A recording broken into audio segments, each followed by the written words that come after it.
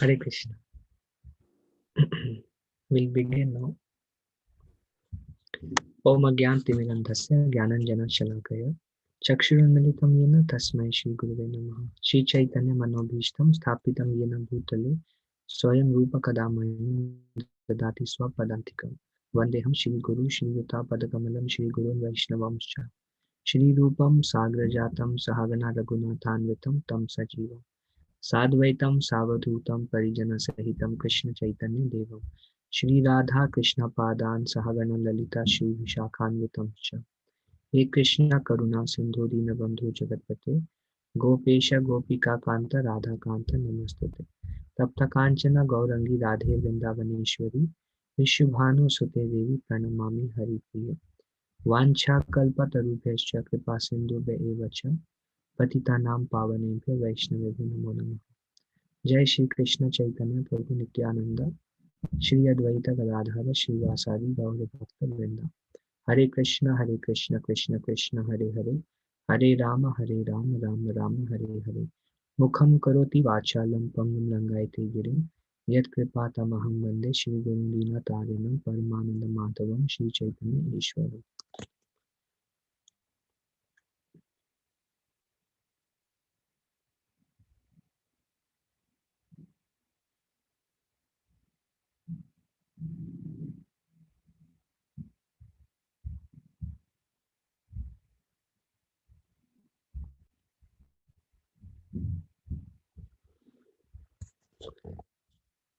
Okay, we'll continue our discussion of 15th chapter.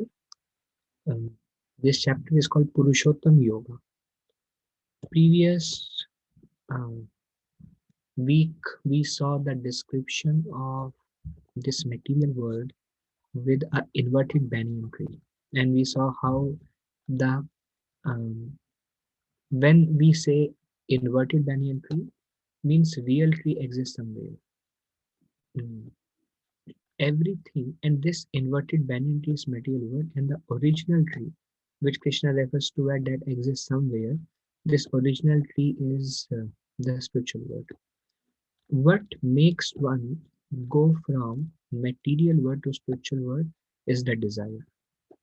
Till the time we actually have a desire, like in my own personal experience, for a long time, even after coming to Krishna consciousness, I did not really had a desire to go back to God, but it was more like it's nice thing to do. I feel good about it. Holy name is good. Devotee association is good.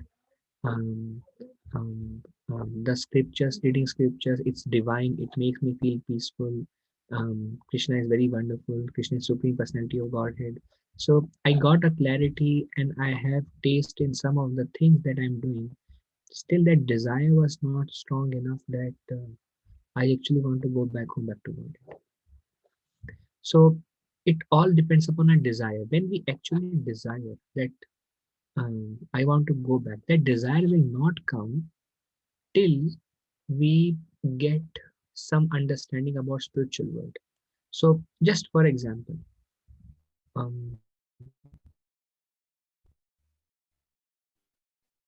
if you want to go to Niagara Falls, suppose, and then suppose if you see some pictures of Niagara Falls, and if people tell you or you read something about Niagara Falls, or people tell you about Niagara Falls, then your desire will strengthen that okay, it's worth 10 hours drive. I mean, actually, it's not worth, although I haven't been there, it's not worth. But nonetheless, I'm giving an example. Likewise, when we hear about Krishna, when we hear about the abode, Dham of Krishna, when we hear about the interactions of Krishna and the pastimes of Krishna, that will increase our attraction towards Krishna. And then the desire will actually strengthen. Um, uh, one one way the desire to go to back to Godhead may come is this material world. There are a lot of problems. There are a lot of suffering, and there is birth, old age, disease, and death. So this is not a good place to be in. And so let me go back to Godhead. So desire to go back to Godhead may also come in that way, but that desire is not pure, because that desire is motivated more by I want to avoid suffering, less by because I love Krishna, because I'm attracted by Krishna. So the strongest desire will come only when we hear about Krishna, about the spiritual world, and that will give us a deeper understanding. So it is this desire, a lot can be spoken about this desire, but if the question is who can go back to Godhead, the plane below which material world, above which spiritual world, and the plane is desire. When our majorly our desires are attraction to things of this world, that will be a sure shot, uh, a destiny for us to come back in this material world. Any desire attraction in this material world will bring us back, but a pure desire to serve the Lord, which will come eventually as we progress in our spiritual life, that will um, um, take us beyond this material world. Now, another thing we saw that how this banyan tree has many branches and twigs and branches, and they are compared to twigs are compared to object of sense gratification. So based on our modes, mode of goodness, higher planets, middle modes, passion, lower planets, mode of ignorance, lower modes, animal life or hellish planets. Based on our modes, we reside in particular planets. No matter which planet we are in, we are trying to be happy through some form of sense gratification. Demigods are trying to be happy through some form of sense gratification. Animals are trying to be happy through some form of sense gratification. Humans are trying to be happy through some form of sense gratification. Ananda Myohyasa. We are all trying to be happy through some form of sense gratification in this material world. This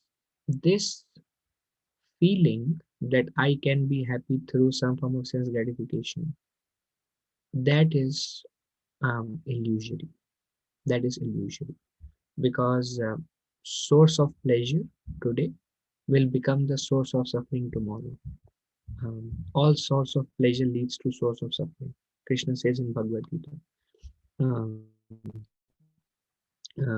he will say this in 17th chapter, that all sorts of pleasure will become source of suffering.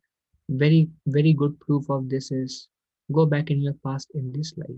See what were your attractions that you tried to enjoy, and then you will come to, if you just look at your life, go back, you will see, yes, I tried to enjoy, lot of problem came. I try to enjoy again, lot of problem came. I try to enjoy again, lot of problem came. I try to enjoy again, lot of problem came. So just by that, you will get realization that Krishna says that uh, pleasures will lead us to suffering. But still, even though we have some realization, pleasures leads to suffering. We still run behind pleasures in this world, thinking that this time I really need it, and this time I can actually become happy by doing that. But it won't happen. History will repeat itself. Always, history repeats itself. So this keeps us in this material world birth after birth. Um, um, and that's how Maya entraps us. Now, this material world is compared to a jail. A jail. Jail means a prison. A prisoner lives behind the jail. So, what are we prisoners? According to Bhagavad Gita, yes. What kind of prisoners we are? We are imprisoned by our material desires. The mind who is attracted to material desires imprisons us, and these desires will keep us coming back. What is the root cause of these desires? Bhagavad Gita explains is ignorance, the fourth chapter. It says our desires are because of the ignorance, because we identify ourselves with the body, misidentify. We don't realize ourselves as spirit, soul, part and parcel of Krishna because of misidentification. Um, um, we have material desires. So, um, um, the Vedanta Sutra explains Anandamayo Dhyasat, means the living entities pleasure seeker. We are all searching for happiness.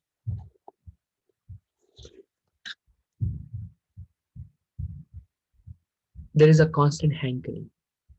So we um, go for a movie, we go to restaurant, we go to beaches, we change the job, we interact with different people, we watch different kinds of movies, we eat different kind of foodstuffs, we travel different kinds of places, we have different kinds of relationships.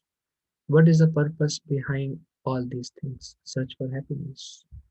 We are why we are constantly doing many of these things because there is an influence of material energy. Because somewhere down the heart, we are convinced that this thing will bring me pleasure. This thing will give me happiness. And now why? Because we feel vacancy in our heart. That's why we are constantly searching for some form of pleasure. And because we are feeling vacancy, that does not feel good, it feels empty. So mind tries to repeat pleasurable experiences because we have no higher taste. We have no higher experience. When we don't have a higher experience, then we try to repeat mental impressions, whatever impressions we have. How do we form impressions? Something I have done in the past, it gave me some pleasure. I went to beach, I went to Niagara Falls, I liked it. Okay. Tomorrow some problem came, I'm suffering. Oh, I should go to Niagara Falls. So um, we are running after happiness, but the nature of running after happiness is that will bring distress. Distress comes. To avoid distress, we try to run away from the problem and again start running after some other forms of happiness. That will give rise to another distress at some near time in the future. So life becomes sukha dukkha, is happiness and distress. And this cycle of happiness and distress through all different forms of pleasure makes us develop unlimited desires. Why? Unlimited impressions in the mental impressions in the mind. These mental impressions in the mind are called samskaras. Samskaras. These samskaras uh, actually decides our values. Is what's important to me. Movie is important to me. It has become a samskara for us. This cycle ends when a forgetful soul comes in contact with Krishna and his devotees. He he he engages in the kirtan of the Lord, um, participates in chanting Lord's names, participate in understanding and reading Bhagavad Gita. Then he feel some higher pleasure. It's called Param Drishtva, higher pleasure. This higher pleasure, a intelligent soul, he thinks, yeah, whatever activities I tried to do, I was running behind all these pleasures. They actually did not give me pleasure. In fact, a lot of problem came from the same sources of pleasure. But I derive some pleasure in devotional service, in my spiritual life. There is no suffering coming from these pleasures. It seems like it's a single way pleasure. A- by Krishna's mercy, if a conditioned soul experiences Krishna's pleasure, by his own intelligence he can compare. Actually, I was searching. I searched throughout the world. Brahmanda Brahmite Kono Bhagyavanji. I throughout Brahmanda, I was searching. Feels like home. Feels like There is a lot of deep satisfaction here. Feels like this is something I always have been looking for.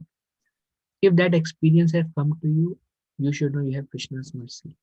If it hasn't come to you, um, stay in touch with Bhagavad Gita and Srimad Bhagavatam and Association of Devotees. This experience will be yours at some day, whenever Krishna's mercy calls upon us. So the living entity understands that, well, this is very deep. This is something soul satisfying. I'm able to access my inner space. My life has begun to improve. Things are working well for me. And slowly, slowly, the faith of a conditioned soul starts breaking from this material existence and start developing in Krishna. He start putting shelter and faith in Krishna.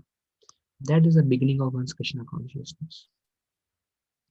Now the desire has already begun, and through continuous association of devotees and practice of devotional service, as we keep doing and rendering services, as we keep doing over a period of time, this desire will strengthen. At one point of time, the desire will become pure. In the beginning, what happens? The desire is impure. Impure means, yeah, devotion service is nice. I really like it. This is really the higher taste. But right after devotional service is over, like discussions are over and our devotional service is over, then we again start seeking some form of material pleasures. So that means I still am covered by illusory energy that by my own arrangements I can actually enjoy. And this continues. Devotional service continues, sense gratification continues for some amount of time. And then desire starts to become more and more purified. When will the desire be, how will the desire become purified? By the process of devotional service. Stay in devotional service, in the boat of devotional service. You will be able to cross over this ocean of material existence. You need a boat to cross over ocean. Nobody can swim the ocean because it's just so many waves and um, too vast. So nobody really can cross over ocean. But if you have a suitable boat, um, then you can cross the ocean. So this ocean is compared to ocean of material existence. It is also explained in Srimad Bhagavatam is compared to ocean of dukkha, ocean of misery. In fact, um, it is also compared to ocean of faults. So many different analogies to this material existence, like dosha nidhe rajan, kale dosha nidhe rajan. So there it says that it is ocean of faults. Everybody's mind is finding fault in somebody else. Ocean of faults. Likewise, ocean of dukkha, dukkha sagodare. So sagar, dukkha sagar, and ocean of material existence. So we need a suitable boat. So um, as long as we stay in devotional service, in the beginning stages, we do some devotional service, and then there is lot of engagement in material activities and sense gratification. But this devotional service will slowly purify our heart, slowly, gradually purify our heart. As our heart starts to become purified, um,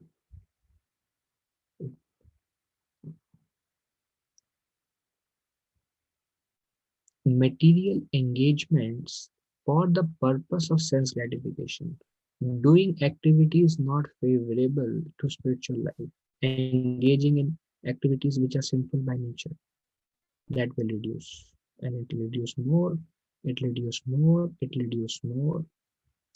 Slowly, this mixture of material desire and spiritual desire will come to a point when there will be a intense desire, and that will be pure, and no more desire remains to enjoy. And there, when we become free from anarthas, then only the stage will come. Then we'll be able to cross over. This material world is very complex. Imagine in a branch How many twigs and how many such small things are there? Unlimited, infinite.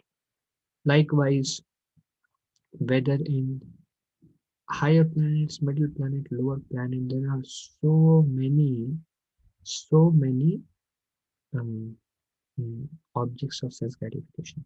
These are called advertisements of material world. Maya's advertisements. Just like you watch something on television and some advertisements will come. What is the purpose of advertisements? You think, oh, that's great. Let me try that out. Likewise, you go out of your home, you watch television, you go on internet, wherever you see Maya's advertisement. What does the advertisement say? Do you want to enjoy me? What about enjoying me? What about enjoying me? See, I am called Baskin Robbins. Do you want to enjoy me? And I am called this and I am called that and I'm this. So these are called Maya's advertisement. See, I smoke and I'm so cool. And see, um, um, I go to discos and I drink and I enjoy. So these are all called Maya's advertisements. They attract us, and then, but slowly, as the heart starts becoming purified through the process of devotional service, once desire becomes pure, we will be able to make a transition. And there are unlimited desires. Krishna says in Bhagavad Gita,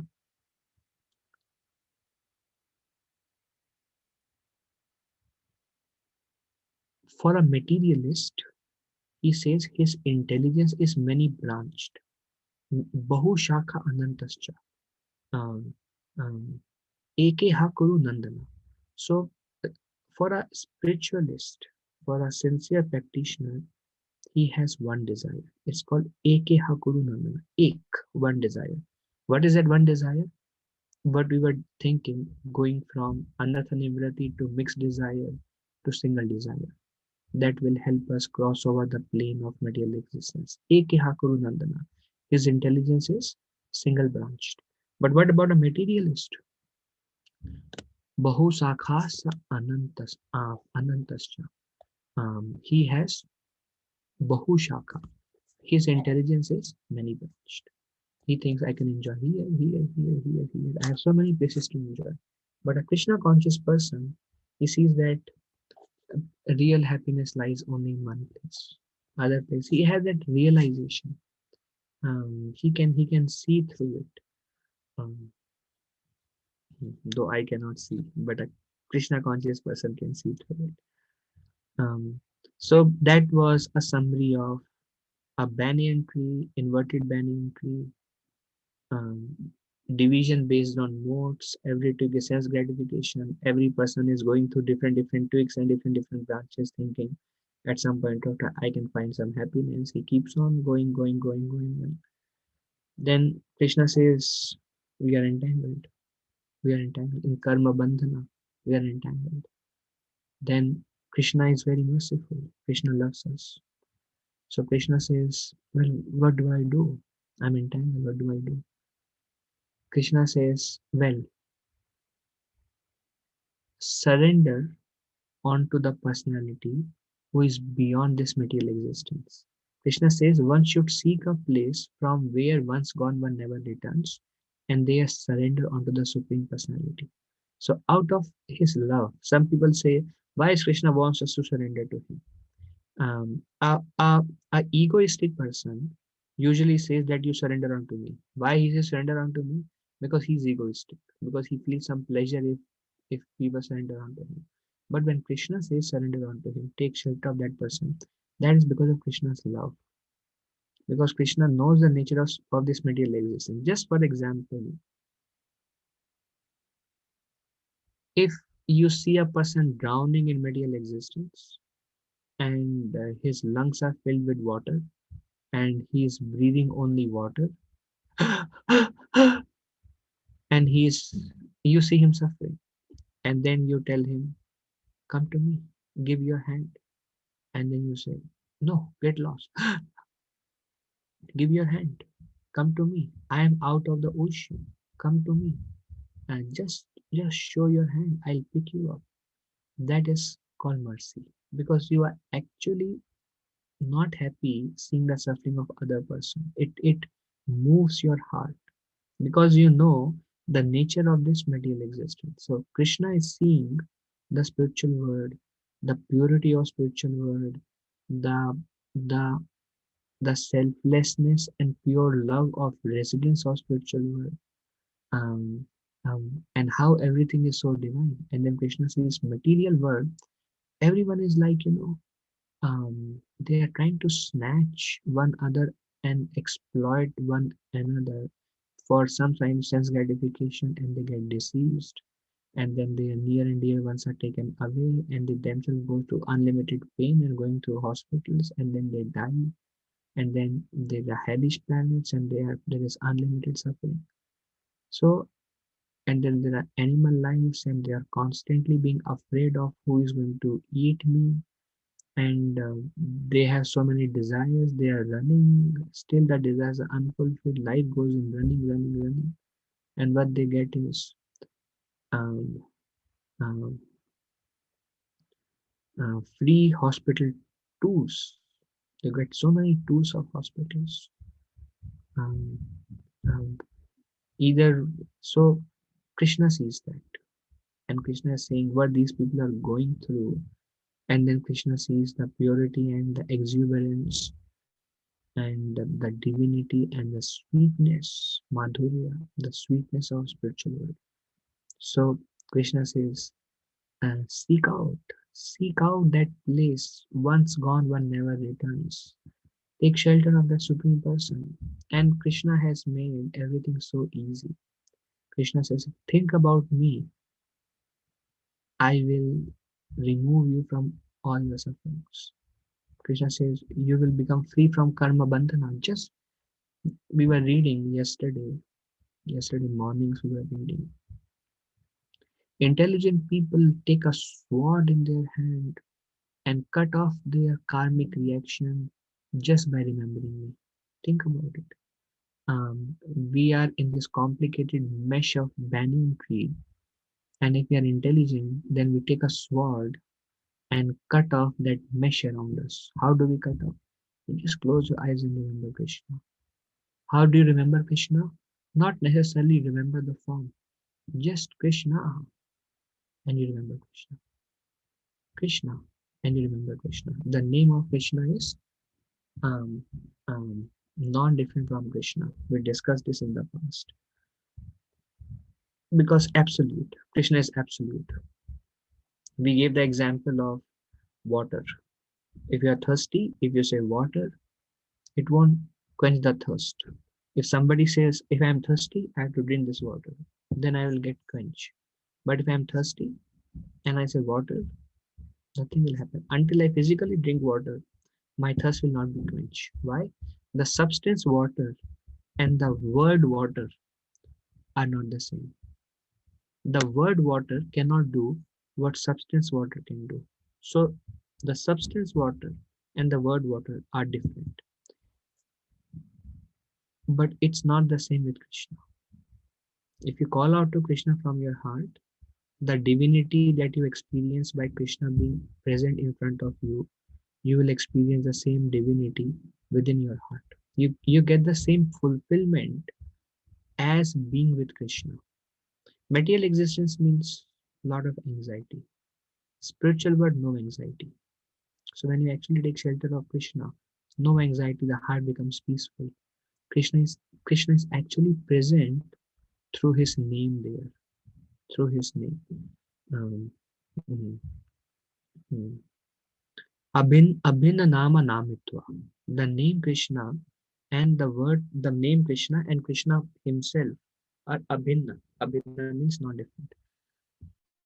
Okay, so just by remembering, um, we can break this material mesh. So, and then one more thing Krishna says, one more thing.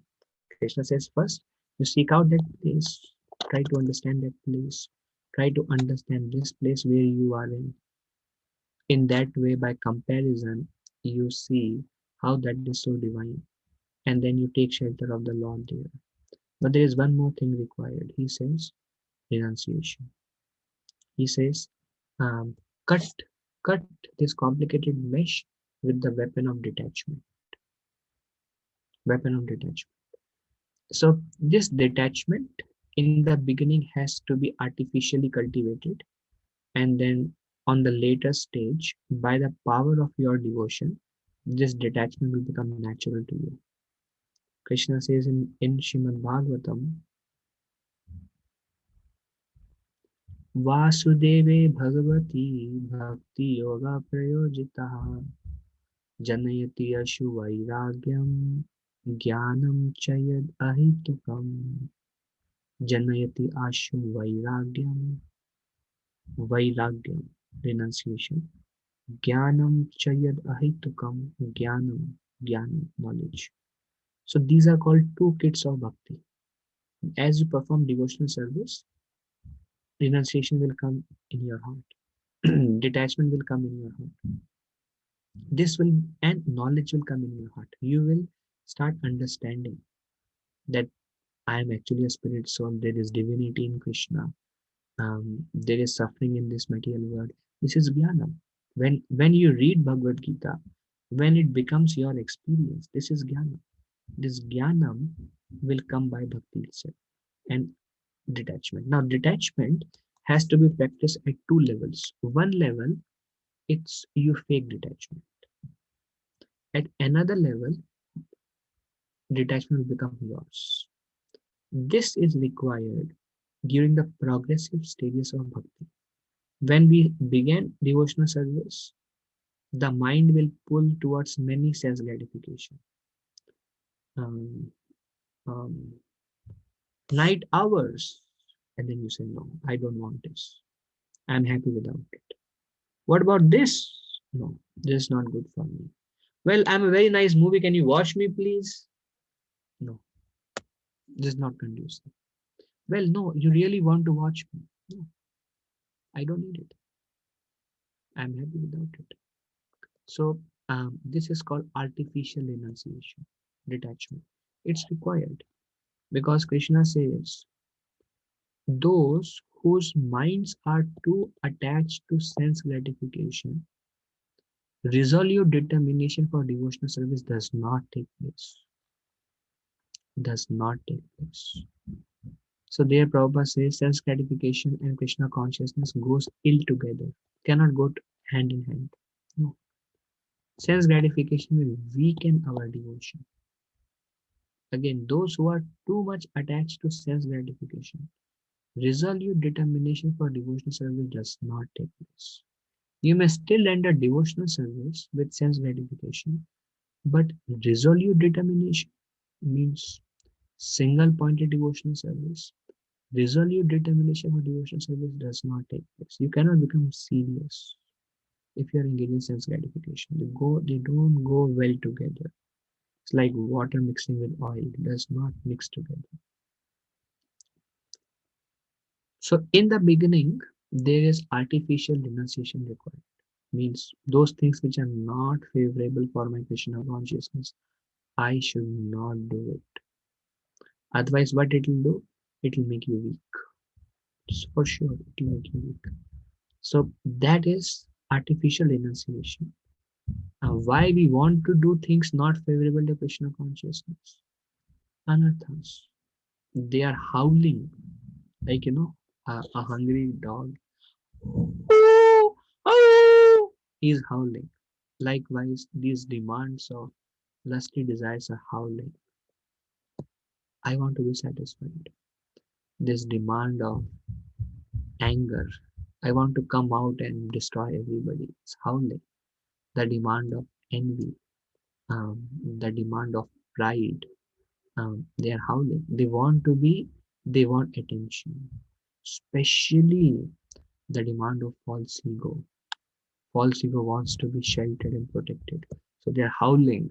No, you cannot do anything. This is what I want from you, and you are forced to do it. So they are howling.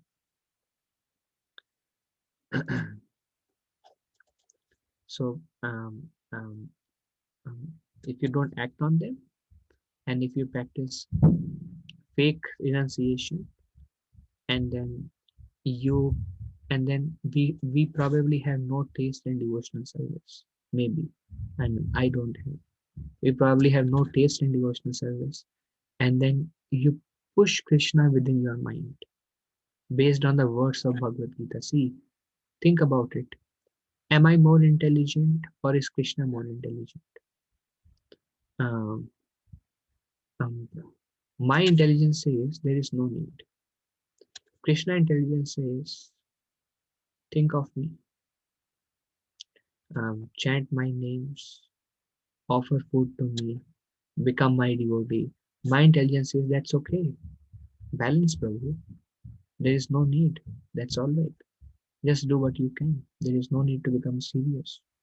Um, so, should I listen to my intelligence or should I listen to Krishna? One person came to Srila Prabhupada and he said, Swamiji, um, Krishna does not eat what you offer to him. So Prabhupada said, no, Krishna eats. Everything you offer to Krishna, Krishna eats. So that person said, Swamiji, Krishna does not eat. So Prabhupada became angry and Prabhupada told him, okay, Krishna says in Bhagavad Gita he eats and you say he doesn't eat. Should I listen to Krishna who says he eats or should I listen to a rascal like you that Krishna does not eat? Whom should I listen? Should I listen to a rascal like you or should I listen to Krishna in Bhagavad Gita? That person was dumbfounded, stuck, no words to speak. So, very clear, very clear. Do I put faith in my intelligence, which is materially contaminated, especially by false ego, who has so much faith in self gratification, so much faith in fulfilling lusty desires, becoming angry, so much faith in getting happiness in this material existence, and no faith in Krishna? So I listen to that contaminated material intelligence false ego, or should I listen to the Supreme Lord Krishna speaking in Bhagavad Gita and the Vedic scriptures? Everything is coming from the Vedic scriptures. Should I listen to the Shastras? Um, or should I listen to my contaminated intelligence, which only gives me repeated birth and death? You know why there are so many doubts? Because of material intelligence. Because we have put so much faith in material world that this material intelligence has become very powerful. And you know what will help us come out of these loops of doubts and these loops of material intelligence? Krishna conscious experience. Krishna conscious experience. And you know how Krishna conscious experience will come? By trying to follow what Krishna says in Bhagavad Gita. That will give you Krishna conscious experience. Intellect is very dry. Mental speculation is very dry. These doubts are very dry. But when you are actually nourished within your heart, how will you refute those experiences? How will you refute them? A common man cannot understand Bhagavad Gita Krishna consciousness, but a devotee can. Why? Because he is experiencing, which speaks louder than the dry, dull intellect. Okay, so something about banyan tree. Now, what keeps us Krishna helps us to understand what keeps us in this. First, something probably if you don't remember anything in today's discussion, if you can somehow or other develop faith in this one verse, if you can actually understand this verse, your life will become successful. Just this one verse, and your life will become successful. Mamaivaamsa जीवलोके जीवभूता सनातनः मनःषष्ठानीन्द्रियाणि prakriti कर्षति. Mamai Vamsa. What is Avamsa? Amsa. Amsa means part. Part. Jiva. Jiva is who are Jivas? We are Jivas. Loke on any planets. Any planet, not just Earth planet, not just America, not just fishes or birds or trees or demigods or you name it, Yamadutas. They're also spirit souls. They give punishment though. That's their service. They are also jivas. Mamai Vamsa Jiva Loke. All living entities are my part and parcel. Now, there is no clear identity given other than this verse. For example, if I ask you, who are you? Who are you? I think I shared before, but this is something very relevant, so I will speak again. I was asked, who are you? And I said, I'm electronics engineer. I went to Vrindavan some years back. That time I was doing my job in Delhi. I was working in Delhi, and I went to Vrindavan and I met one devotee, and he said, "Who are you?" I'm electronics engineer. Oh, you're electronics engineer, wonderful. Were you electronics engineer 10 years before? I said, no, I wasn't. So he said, then who are you? So electronics engineer is a designation that you've acquired some designation. Tomorrow you will like, do PhD and you'll become a doctor. Then you probably may become a businessman. So who are you? Then that made me think for the first time. Oh, then I understood where he is going. Then I said, I am a human being. Then he said, were you a human being in your previous life? And then I said, I don't know. Then he said, then who are you? And then I know where he's saying, but because I was such an atheist, I didn't want to say I'm a spirit soul, although I understood what he meant and where he's directing me towards. So we need to identify ourselves. Beginning of Krishna consciousness is who are you? Who are you? You are not a husband, you are not a wife, you are not a children, you are not a manager, you are not an engineer, you are not a doctor, you are not um, etc. These are called upadhis. Uh, Sarva upadhi vinirmukta. Take all the upadhis and trash them. Why? They are connected to your body.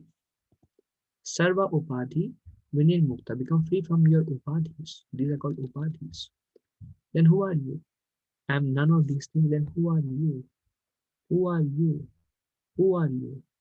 One has to question it. One have to question themselves. Who am I? Well, um, I am son of this and this. Well, they mother just gives the body. Mother just gives the body. Who are you? Once the soul goes into the womb of a lion, the soul comes out and says, "Ah, where is my flesh?"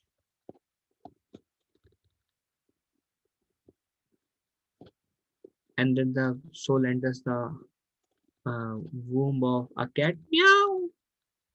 Where is my milk? So they all have their own upadhis. So who are you?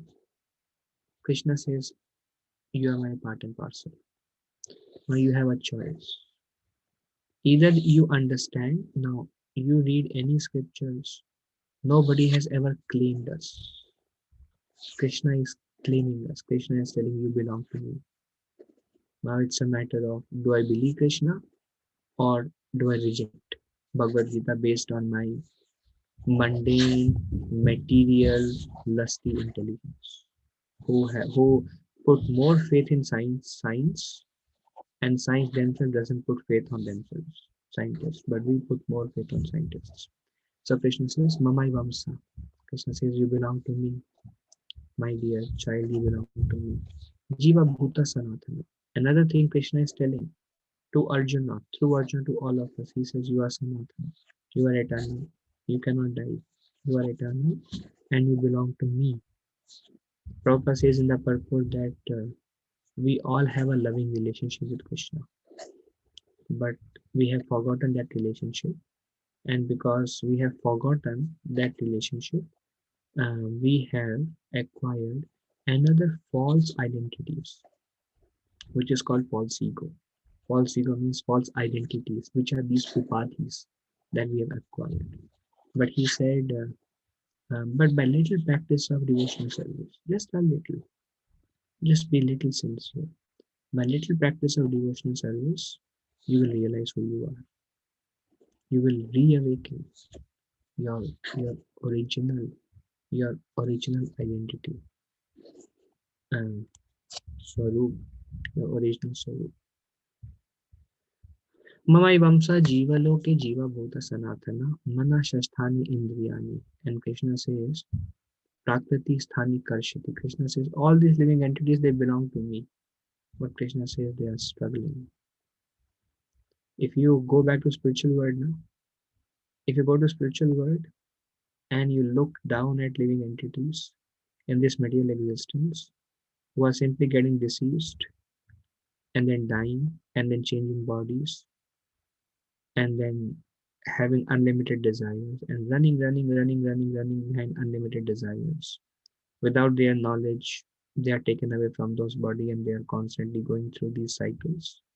How long? For millions of years. You will develop compassion. You will develop compassion. What is the cause? Why are these living entities? Are they fool number one? Why are they allowing themselves to suffer and to struggle like this? Krishna says because of manaha, their mind. Although they are mind, everything that belongs to Krishna is transcendental. We are transcendental. We are eternal. Um, um, Eternal and transcendental, and we have a relationship with Krishna. Krishna is claiming that here. Still, Krishna says, but because they have a mind and they have these senses, they are struggling. Karshati. Karshati means struggling hard. Prakriti. Prakriti means in this material world, by this material nature. And Indriyani. Shashtha. Shastra means six.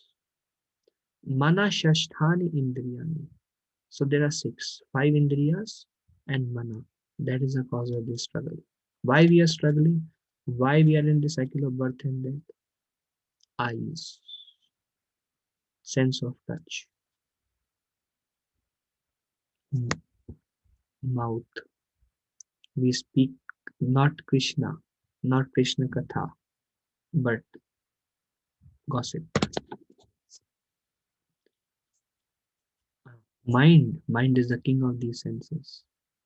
So living entities struggling very hard. The living entities in this conditioned world are my eternal fragmental parts, Vamsa, fragmental parts. We are part and parcel of Krishna. And Sanatana, we are eternal. Due to conditioned life, they are conditioned souls. What are they conditioned by? They are conditioned by Maya. They are conditioned that they can enjoy by repeating mental experiences. And you know what Maya does? Maya makes us forget the suffering, makes us forget. See, this is how Maya works. Maya just reminds us of pleasure. Maya makes us forget the suffering unless you really contemplate. That's how Maya creates an illusion for us. So you enjoy somewhere, no? You may have got a lot of suffering from the same place. You don't remember the suffering you got from that place. You only remember enjoyment was nice. Enjoyment was nice. So that's what Maya does. See, if you only remember suffering, you like, ah, I never want to get there. But the role of Maya is to keep you here. So she will make you remember all the good things. For example, you may get a very nice position and you may get a lot of, say, you know, power to influence and direct people, and you may have a lot of influence. You will remember that, but you may not remember all the people who were criticizing you for your power, all the suffering that you went through, all the struggle that you went through. You may not remember any of those things. all the blames that you have to go through also, and etc. But you will just remember, wow, that was influential, like influential position. I'm just giving one example because I just want to be sober. Any material pleasure you enjoy gives you suffering, but you don't remember the suffering. You only remember the enjoyment. This is called condition.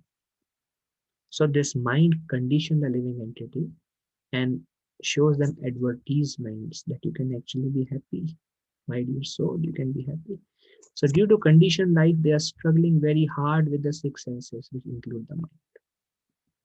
So how our mind and senses make us struggle in this material world? That's how. They have mental impressions. All the senses are pulling us in different directions, and the mind is telling, let's go for it. And you will enjoy. And you know what happens? You actually enjoy. But just wait up over a period of time. Same thing will become a source of misery for you tomorrow.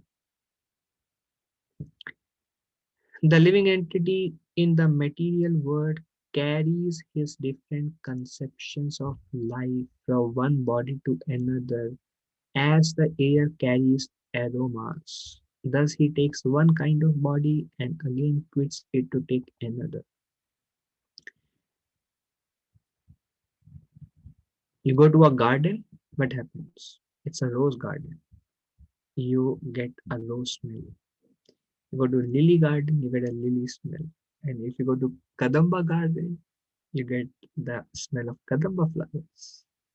So that, and you go to near a sewer line, and you smell stool. And especially if in India, you go to urinals, you smell urine. That's all you smell. So,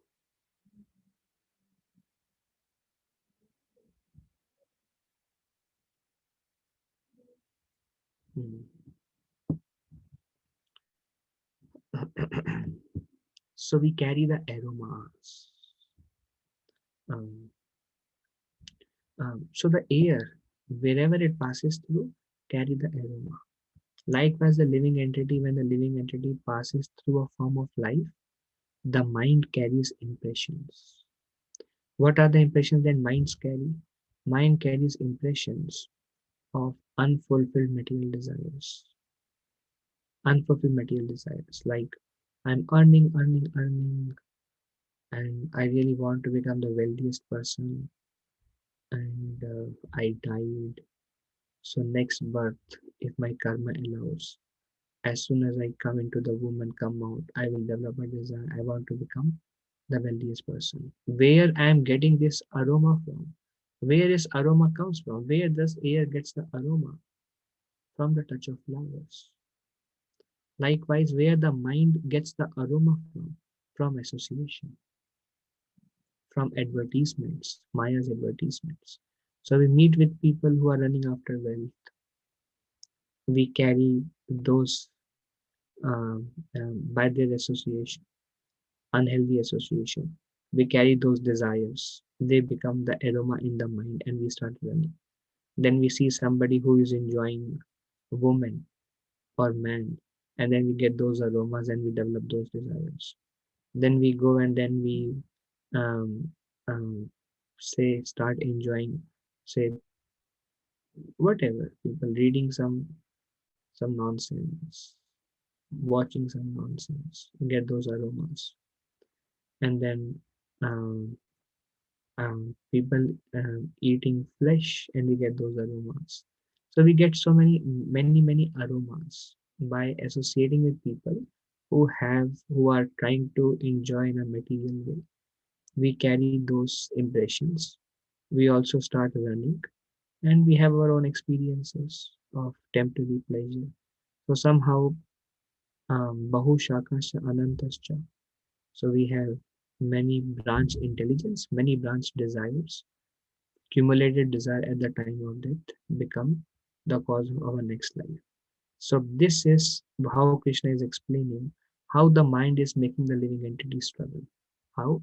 Because the mind living in this material world carry impressions of material things, and that mind is the cause of our next birth. Krishna says in Bhagavad Gita, he says, uh, Anta kale chamameva kale mukta smarevaram, smaranivaram, um, um, um, tajyatyante kalevaram, tam te evaiti paunteya sadatan bhava bhavita. Krishna says, based on the mind, your next birth is decided. Whatever you remember, whatever is your prominent desire at the time of death, that decides your next life. So, if the question is, why, what is making me struggle in this material world? It's the mind. It's the mind who carries impressions. And what will take you back to Godhead? It's the mind. Mind is a cause of bondage. Krishna says in 6th chapter Bhagavad Gita, mind is a cause of liberation based on how you use the mind. So, how you engage the mind. And Krishna says further, Antakali Chamame, one who remembers me. And Krishna says, he gives an instruction, Man Mana Bhaman Bhakto. You always remember me. Based on mind. How you use the mind, what you do with the mind. Most of the time in a conditioned state, mind carry many material association and those aromas becomes entangled and he struggles. But the same mind can be used to think of Krishna and to engage in devotional service. The same mind will become the cause of your liberation. Air passes through flowers or garbage. Air remains uncontaminated. Likewise, the soul is always uncontaminated. The soul is always pure, but the soul has a covering. The soul experiences through this covering of mind, and based on mental impressions, either Krishna or material desires, that decides our next birth. Likewise, mind carries certain attachments. Bharat Maharaj, he had nothing to do with the deer. Bharat Maharaj had good example from Srimad Bhagavatam. You all know the story. Bharat Maharaj has no relationship with the deer whatsoever at all. But at some point of time, Bharat Maharaj came in contact with the deer, and Bharat Maharaj developed some affection for the deer. That's how um, the mind carries newer and newer impressions based on association. He developed the impression of a deer. What happened? He became a deer in his next life. He has nothing to do with the deer. But at some point of time, he contacted the deer and life is finished. His next life became a deer. Likewise, we came pure. When we came, we were pure. We saw the example of the rainwater. It is always pure. As soon as the rainwater comes in contact with the ground, it becomes muddy water, it becomes kichad. Likewise, the spirit soul is pure and the mind is also pure in mode of goodness. And then mind contacts a deer. And deer, what are these deer for us? Everything that we deal in life if we are not careful. Now, we have lot of aromas already in our heart. Lot of smells are there. They're all pungent smells, but they seems very fragrant. So we have lot of aromas. How do we now? These aromas is naturally the cause of our struggle and the cause of our next birth and etc. How do we get these aromas out? Cannot. It's too difficult. Um, we cannot remove the aroma which is already in the heart. The example which is given is you take a muddy water, it's very dirty water. You want clean water in the glass, but you have a lot of clean water. The glass is full of muddy water, and you want to fill the glass with clean water, but you cannot empty the glass. Okay, here is a glass. There is no water in this, but assume there is muddy water, and you want this glass to be filled with clean water. But whatever muddy water is there in this glass, you cannot do like this. You cannot throw the water. The glass has to be like this. It has to be filled with clean water. What do you have to do? You have to take this bottle and you have to pour the entire water in this. What will happen? The muddy water will overflow. And then you look, okay. So there's a mixture of clean water and muddy water now. But the concentration of muddy water is less. Another bottle. And then what will happen? The muddiness in this glass is still less, but still there is some amount of mud. And then you put some more water, and then you say, wow, it's almost clean. And then you keep pouring and pouring and pouring and pouring and pouring. And then you see after a long time, there is no mud remaining. That's how you get the aromas out. There is a lot of aroma within our heart, which is a deer. Bharat Maharaj contacted deer and developed the aroma of a deer, attachment to deer. Like there are a lot of aromas. If you look in the core of your heart, just look down and you will see a lot of aromas are coming from there. So how do we do that? Cannot get it. Anything goes inside once, very difficult to get out. Whatever you have watched in your childhood may still be there in your impression. Whatever songs you have heard may still be there in your subconscious mind. So once it's easy to take in, doesn't very difficult to take out of it. So what you have to do is you have to pour in Krishna there. How much Krishna you have to pour? You have to flood Krishna. Keep flooding Krishna. So once you flood Krishna, na, there is little Krishna and there is lot of deers, aromas. Then you put little more Krishna. So Krishna becomes 5%. Still there is a lot of desires. Then you put little more Krishna and Krishna becomes 7%. Still there is lot of deers. Why? Prabhupada says it's natural because since time immemorial, we have been associating with material objects. A lot of material desires, impressions. Bahu shakhascha anantascha. Bahu shakha and unlimited desires. Then you put more Krishna, and then Krishna becomes 10%. But when Krishna becomes 10%, think about it. Krishna is 10%, and then you take a mud and pour into your everything is gone. Again, we become muddy. So this is what happens when we are pouring Krishna and then we are pouring sense gratification. Don't, not a good combination. So you pour Krishna and you practice renunciation because those aromas will say, where is my deer? I want my deer in front of me. And you say, well, here is Krishna for you. I don't want Krishna. I want my deer in front of me. No, take little more Krishna. So this is called practicing Krishna consciousness for the sake of practicing because it's the right thing to do. This is what scripture says. Pour it, pour it, pour it, pour it, pour it. If you are sincere over a period of time by pouring Krishna, how do I pour Krishna? You can serve, you can chant, you can associate, you can read, you can do, there are so many activities. You can worship the deities, you can cook for the Lord, you can offer food to the Lord. So many activities, pour, pour, pour. And then that's how you can get rid of the aromas. The living entity does take now those living entity who cannot get out of those aromas. We are discussing about reincarnation. What is the cause of our next birth? The living entity thus taking another gross body obtains a certain type of eye, ear, tongue, nose, sense of touch, which are grouped about the mind. He thus enjoys a particular sense of set of sense object. So based on the aroma, Maharaj Bharat aroma was, where is my deer? Is he safe? Is he hale and hearty? Is he well fed? Um, why can't I see him? So much separation. And then what happens? He got a body of a deer in the next life. Aroma. So based on desires, based on desires, desire are the subject of mind. Based on mind, whatever aromas we are carrying.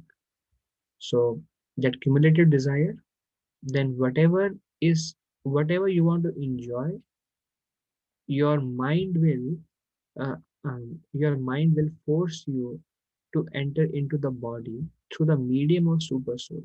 Super soul guides, but super soul is looking at the mind. Super soul is looking at the mind and he's asking the mind, what next? Well, I want to eat some malai kofta now. Okay, enter a fish body. What next? Well, some pani puri. Okay, this is the next body. What do you want next? Well, maybe some fried rice. Okay, this is another body for you. What next? Well, um, maybe some dosa for a change. Okay, here is another body for you. Different aromas, different bodies. How many bodies? 8.4 million species of life. We have a lot of varieties to choose from. But any variety you go, you will be afraid of. Somebody may attack you. There will be a struggle for existence. How do I maintain? I have to work so hard to maintain my body. It's such a struggle to maintain this material body. And then people will hurt you, you will get diseased, you will get pain. And then all the attachments and all the things that you have accumulated, within a second, everything is taken away from you. All relationships are broken. And then it's unlimited pain. And then Paramatma asks, do you want to eat something else? Yeah, lot of suffering. Well, I really wanted to eat a mixed vegetable, and I didn't get it. So maybe can I get that one? All right, here is the next body for you. So thus he enjoys a particular set of sense objects based on his desires. He gets a sense of he gets a body as he fulfills those desires because of he gets new and new deers in his life, new and new attachments in his life, and then he desires that Krishna gives him that. So Krishna will listen to the mind, but when mind is attached to Krishna, then Paramatma asks after he leave the body, what do you want, Krishna? Is there something else you want? Krishna. Anything else along with Krishna? Krishna. All right, come, let us go together. He will take you back. So we are awarded a body suitable to fulfill our mind desires. The endeavoring transcendentalist who are situated in self-realization can see all this clearly. So Krishna says, although I am telling you how the reincarnation works, what is the role of a mind, how Krishna gave an introduction. Mind is a cause of bondage, mind is a cause of liberation. Be very careful how you deal with the mind. Mind is very difficult. You can control the wind, still you cannot control the mind. You have to practice renunciation. And abhyasena to kantaya vairagyana cha griyate. You have to practice, and you have to exhibit some detachment, and that's how you can control the mind. In 15th chapter, Krishna explains in great detail how mind carries the aromas and impressions, and how gets another body. Different set of eyes, nose means sometime dog body, sometime cat body. So they have different sets, and their senses are differently active. Like an eagle can look 2 miles above the ocean that there is a fish, but if we are like 20 just few foot away, we cannot even see a big object. But eagle eyes is so sharp, she can see a fish 2 miles. So based on the desire, you get that kind of body. But not everyone can understand it. Krishna says, although it's so clear, I'm telling you the role of the mind, how it can give you a spiritual, eternal, happy life, or how it can cause you go through the cycles of dukkha. Um, but not everyone will be able to appreciate and understand it. Only those who are situated in self realization can see all this clearly. They can actually see it. We may have a vague idea, but a self realized soul can see it very clearly. But those whose minds are not developed and who are not situated in self realization cannot see what is taking place, although they may try. Those not everybody can see. Devotees of the Lord, devotees of the Lord can see all this clearly, non devotees cannot. Vimud nanu pashyati pashyanti jnana chakshusha. Um, um, okay. Nanu pashyanti jnana chakshusha.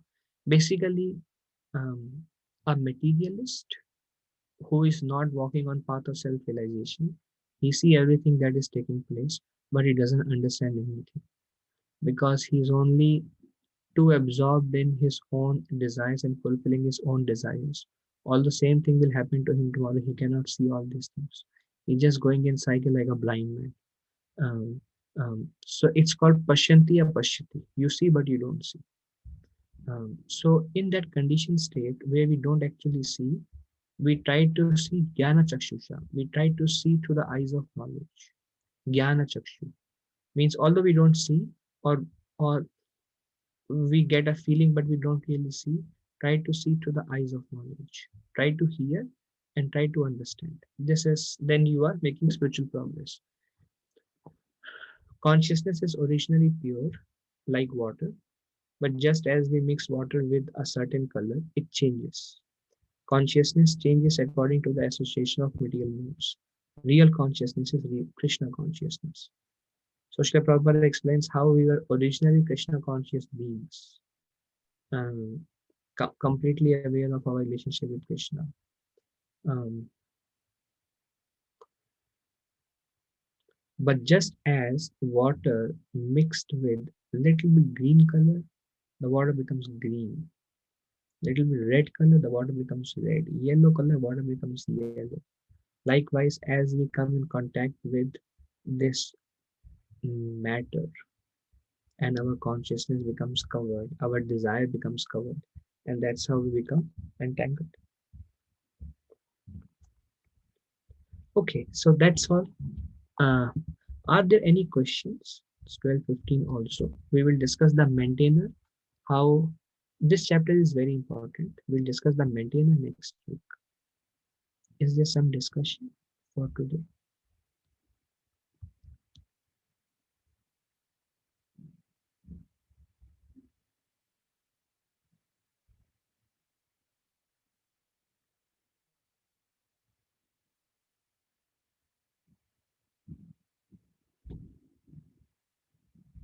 Okay, so we'll end here for now. Panchakalpatarubhesha kripa sindhubhe evacha patitanam pavanebhyo vaishnavebhyo namo namaha. Anantakoti Vaishnavendra ki jai, Srila Prabhupada ki jai. Thank you very much. Dandavat Pranam. Hare Krishna. Hare Krishna. Hare Krishna. Hare Krishna, Prabhu. Hare Thank Krishna. you. Thank you.